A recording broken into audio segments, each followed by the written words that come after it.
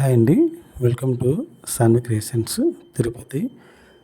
నేను ఇవాళ మార్నింగ్ వెళ్ళొచ్చానండి దేవర మూవీకి. సో రివ్యూలోకి వెళ్ళే ముందు ఒక చిన్న మాట అండి. రాజమౌళి గారు ఏ ముహూర్తాన బాహుబలి తీశారో అప్పటి నుంచి ప్రతి ఒక్క మూవీ పార్ట్ 1 పార్ట్ 2గా చేస్తున్నారండి ప్రతి ఒక్క డైరెక్ట్లో. సో అందరూ అతను ఫాలో అవుతున్నారు. లాస్ట్‌ని క్లైమాక్స్ ట్విస్ట్ పెట్టేసి ఇంకా పార్ట్ 2 ఉంది అని వెయిట్ చేయండిరా మీరు సావండ్రా అని పెడతారనమాట. అట్లాగా రాజమౌళిని ప్రతి ఒక్కరు ఫాలో అవుతున్నారనమాట. బాహుబలి ప్రభావం ఇది. అండ్ ఇప్పుడు దేవర విషయానికి వస్తే మూవీ ఎలా ఉందిరా అంటే ఓకే అండి, పర్వాలేదు. అంటే మరీ హైప్ అని కాదు, లో అని కాదు, చూడొచ్చు. ఫస్ట్ హాఫ్ అంతా యాక్షన్ ఎపిసోడ్ అండి. సెకండ్ హాఫ్ ఎమోషన్ ఉంది, యాక్షన్ ఉంది. కానీ కొందరు ఏమంటున్నా అంటే మూవీ గురించి, ఆ మూవీ బాగాలేదని కొందరు అంటారు, కొందరు పర్లేదు అంటారు, కొందరు రాడ్ అంటారు. సో ఒక్కొక్కరు ఒక అభిప్రాయం ఉంటారన్నమాట. అంటే వాళ్ళు చూసిన బట్టి ఉంటుంది. నేను వెళ్ళాం కానీ నాకు ఎక్స్పీరియన్స్ లేదు మూవీదా. వెళ్ళాను జస్ట్ చూద్దామని చెప్పి. ట్రైలర్ చూశాను కానీ ట్రైలర్ అంతగా అనిపించలేదు. సో నాకు ఎక్స్పీరియన్స్ లేదు, మూవీ లేదు, కానీ వెళ్ళాను చూద్దామని. ఓకే, పర్లేదు, మరీ బ్యాడ్ ఏం కాదు, చూడొచ్చు. అండ్ కథలోకి వస్తే కనుక దేవర రత్నగిరిలో ఉంటారన్నమాట, 4 గ్రామాలు. సో వాళ్ళు సముద్రం తీస్తారన్నమాట కొన్ని స్మగుల్ గూడ్స్, తెలియదు వాళ్ళకి. కానీ ఇంటర్కి తెలిసినాక తప్పని మారమంటారు అందరినీ. వాళ్ళు ఎవరు మారనమాట. మారుకుంటే అందరికి కొందరు నెక్స్ట్ అనమాట. సో అతను మాయమైపోతాడు దేవర ఏమైనాడు అని తెలియదు అనమాట. ఇంటర్వ్యూల ముందు అతను రాసిపోతాడు. మళ్ళీ ఎవరైనా తప్పు చేస్తే నేను వస్తాను చెప్పి రాసిపోతాడు కొండ దగ్గర. సో అతను బ్రేక్ అయిపోతుంది. బ్రేక్ తర్వాత దేవరా కొడుకుంటాడండి. అతను వచ్చింది తింటారు వర అని. సో దేవరా ఎంత ధైర్యస్తుడో అతను పిరికివాడు అనమాట. సో అతను ఎలా ఉంటాడు అనేది పిరికితనం ఎక్కువ, అతనికి భయం అనమాట.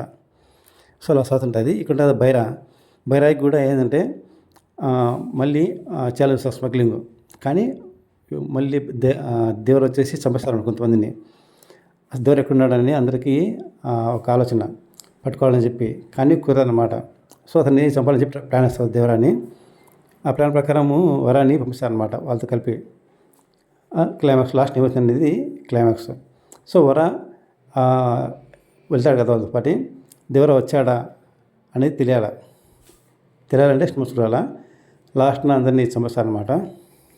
దేవర అందరినీ చంపేస్తాడు అని అందరూ అనుకుంటారనమాట. సో ఇంతటితో మూవీ అయిపోతుంది. సో మూవీ ఎందుకు తీసినారా అనేది కొట్టాల శివకి తెలియాలన్నమాట. చూసుకుంటే రొటీన్ అయిపోయిందండి. అంటే ప్రతి ఒక్క సినిమాలో హీరో కత్తి పెట్టడము, నలుగురు నరకడము, రక్తపాతము, అది కామన్ అయిపోయింది. అంతా చూసి అందరికీ ఇదైపోయింది అనమాట. అదే నరకుడు, అదే పొడుచుడు, అదే పోట్లు, అదే రక్తం, అదే కత్తులు. మన డైరెక్టర్లు కొత్త ఆలోచించాలండి. ఆలోచించాల. స్టోరీ పెద్ద స్టోరీ ఏం కాదు, మామూలు స్టోరీనే. కానీ ఎలివేషన్స్ బాగున్నాయి, యాక్షన్ సీన్స్, విఎఫ్ఎక్స్ బాగున్నాయి. కానీ ఒకటే ఏంట్రా అంటే నా సజెషను తెలుగు డైరెక్టర్లకి, దయచేసి ఇలాంటి కత్తి పట్టి నరకడము అన్నీ కొద్దిగా పక్కన పెట్టాలండి. కొత్తగా ఆలోచించండి. ఎప్పుడు చూసినా అదే స్టైలు, అదే నరకుడు, అదే సంపుడు కత్తులతో. ఇంకా కొత్త ఆలోచన రావండి మన డైరెక్టర్లకి.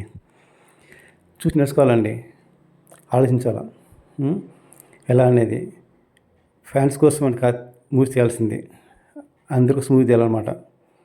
కత్తి పట్టిన నరికితే రక్తపాతం, ఇవన్నీ ఎన్నో చూసి రొటీన్ అయిపోయిందండి.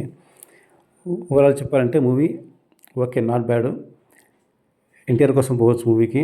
విఎఫ్ఎక్స్ బాగున్నాయి, పర్వాలేదు, మరీ బ్యాడ్ ఏం కాదు, చూడవచ్చు. ఇంకా 2 days పోతే తెలుస్తాయి అన్నమాట మూవీ ఏంటనేది.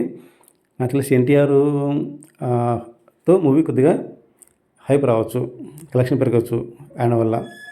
కొరటాల శివ గారు కూడా ఇలాంటి కత్తి పట్టిన నరికేలా అన్నీ తీయకుంటే బాగుంటుంది. సో ఓవరాల్గా మూవీ అయితే నాట్ బ్యాడ్. నేను ఇచ్చే రేటింగ్ 2.75/5.